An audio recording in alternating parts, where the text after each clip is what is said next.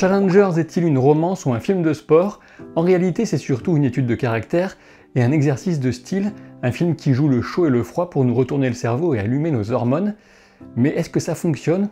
Eh ben ça tombe bien, on a une vidéo pour en parler.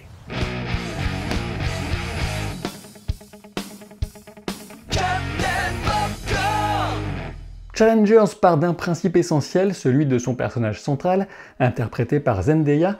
Un match de tennis est une relation et, par extension, une relation est un match de tennis et donc, d'une certaine façon, un affrontement. En partant de là, on se doute que tout ne sera pas rose, mais bon, après tout, on n'est pas venu là pour voir des gens roucouler de bonheur pendant 2 heures et plus, si affinité. Le sel de Challengers réside dans une sorte de trio amoureux, mais aussi dans la façon dont l'obsession et la frustration, en l'occurrence pour le tennis, peuvent totalement déborder sur la vie sentimentale, jusqu'à s'y confondre entièrement. On va donc suivre les revers et les coups droits mais aussi tordus de ce trio d'obsédés du tennis au fil d'un match au présent dont les enjeux nous sont dévoilés au gré de flashbacks en zigzag. Ce type de film ne survivrait pas à des performances ou une réalisation plate et heureusement, Challengers nous propose tout le contraire avec un trio magnétique et une structure visuelle comme scénaristique capable de sans cesse éveiller notre intérêt. Je dois vous avouer un truc, je ne serais sans doute pas allé voir ce film sans les éco-critiques positifs qu'il précède,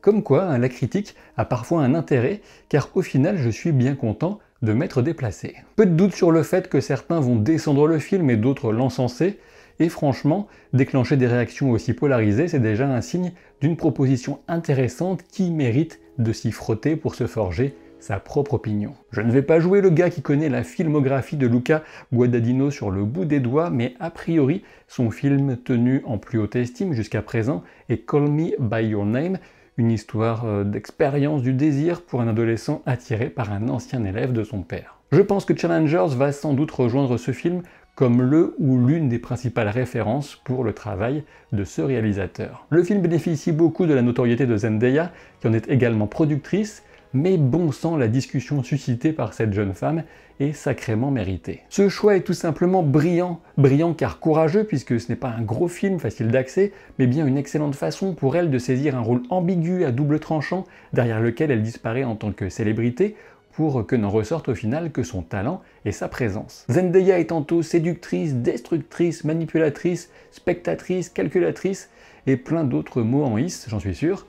Quelle actrice. Pour briller autant, il faut des partenaires capables de jouer en fond de cours comme de monter au filet, et c'est le cas puisque tout le film repose littéralement sur les épaules de ce trio formé avec Mike Faist dans le rôle de Art et Josh O'Connor dans celui de Patrick. Je vous disais que la réalisation n'était pas en reste, et en effet, que ce soit sur les cours de tennis ou dans les échanges verbaux et non verbaux, on a de belles choses. Tout le monde parlera des différentes manières de filmer les échanges de balles eux-mêmes, du très classique jusqu'au plus risqué en vue subjective, depuis la balle elle-même. Ce qui est surtout intéressant, c'est le résultat pour nous spectateurs, puisque les échanges sont sublimés et on croit vraiment dans les capacités des interprètes qui sont censés jouer à très haut niveau. Et rassurez-vous, si le tennis vous ennuie, on est très loin en réalité d'un film de sport, et l'enjeu des plus longs échanges se situe bien au-delà des points à marquer, mais bel et bien dans l'entrelac de relations qui devrait parvenir à capter l'attention de la plupart des spectateurs. Par ailleurs, même s'il me faudrait un second visionnage, il me semble que le réalisateur joue sur des couleurs froides et chaudes, notamment du bleu et du rouge, pour exprimer les tempéraments opposés des deux amis d'enfance, Art et Patrick, qui se présentent dès le début du film comme respectivement la glace et le feu. Il serait criminel de ne pas évoquer la musique du film qu'on doit à Trent Reznor et Atticus Ross. Vous les connaissez sans doute au moins de nom, puisqu'on leur doit notamment de nombreuses musiques pour des films de David Fincher, sans parler des Oscars et Golden Globes, récoltés au passage, sans oublier non plus l'excellente BO de la mini-série Watchmen, par exemple. Dans Challengers, la musique est forte, presque agressive, mais je l'ai personnellement adorée, tant elle transcende et porte la violente passion qui traverse le long métrage. On est sur une inspiration techno années 90, ce qui rebutera peut-être une partie du public, mais encore une fois, de mon côté, c'est un véritable coup gagnant. Un petit mot quand même sur le rythme de ce film de 2h11, j'ai trouvé que l'intérêt redescendait un peu aux 2/3 du film, pour ensuite remonter en flèche pour le final, heureusement. Je suppose que retirer 10 ou 15 minutes aurait quand même été possible, mais en même temps, quand c'était terminé, j'avais envie d'en avoir plus, alors je vous laisse interpréter ça comme vous voudrez. J'espère vous avoir donné envie d'aller découvrir ce film qui n'a rien d'une comédie dramatique pour ados, si vous aviez encore un doute. Par ailleurs, j'ai vu passer quelques réactions homophobes à la con au sujet de Challengers. Et en effet, il y a une tension érotique entre les 3 membres du trio amoureux, et cela participe clairement de l'intérêt du film. À un moment, je pense qu'il va falloir sortir des prisons mentales que trop de gens se construisent eux-mêmes avec une détermination de bas du front. Avant de passer au spoiler, je vous invite à vous exprimer en commentaire et à vous abonner si vous découvrez la chaîne au travers de cette vidéo, par exemple, sait-on jamais. Sinon, eh bien, sachez que j'utiliserai un Sophon ou un Intellectron, selon les versions, pour masquer d'un feuillet de déclaration fiscale toute apparition d'une personne que vous trouvez sexy sur un écran.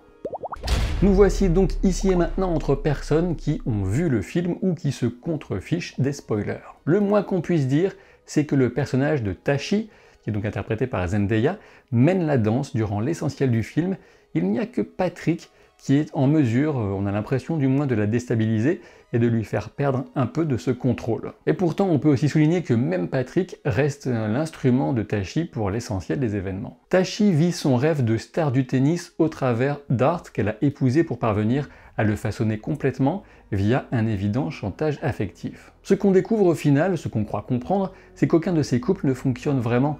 Sans Tashi, le couple des garçons était dans le non-dit de leur attirance. Quant au couple Tashi-Art ou Tashi-Patrick, on ne peut que constater combien ils sont incomplets et destructeurs. En résumé, ils ne semblent bien fonctionner qu'en trio, et c'est de cette façon que j'interprète personnellement le final. Le feu et la glace de Patrick et Art se complètent et cela vaut aussi bien sur les cours que dans les relations. Le cri final de Tashi ressurgit enfin après avoir marqué les 2 hommes 13 ans auparavant alors qu'elle jouait sur le circuit junior. Un cri qui exprime l'exaltation d'avoir retrouvé à la fois un véritable échange de tennis mais aussi la véritable alchimie d'une relation un peu atypique. Je pense que la fascination des 2 hommes pour elle demeure et qu'elle prendra le pas sur les éventuelles récriminations. J'aime à imaginer qu'en se mettant à s'entraîner ensemble, les 2 joueurs remonteront dans le classement et se paieront 1 ou 2 saisons de légende, sans parler de leurs performances possibles en double. Chacun des personnages fait des crasses aux autres et l'idée ne consiste pas à nous faire prendre parti pour l'un ou l'autre, du moins à mon sens. Rien ne dit que le trio ne risque pas de tomber à nouveau dans des comportements destructeurs toutefois,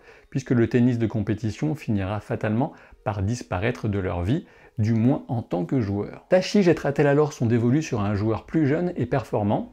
C'est possible. Comme je le soulignais, Zendaya se choisit ici un rôle qui l'éloigne d'une image d'héroïne, de gentille fille.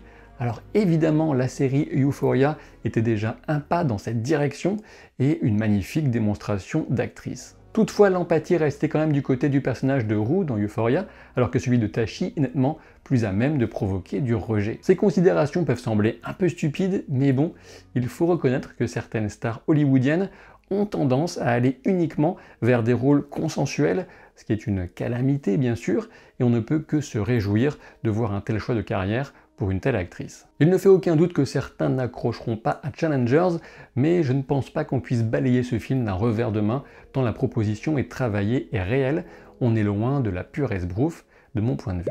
J'espère que cette vidéo vous a plu, qu'elle vous a motivé à aller voir Challengers en salle, ou si vous avez vu le film, que vous étiez content de poursuivre un peu l'expérience au travers de la vidéo. Pensez à vous abonner, à laisser un commentaire, un pouce en l'air, et je vous dis donc à très vite pour de nouvelles aventures. Salut!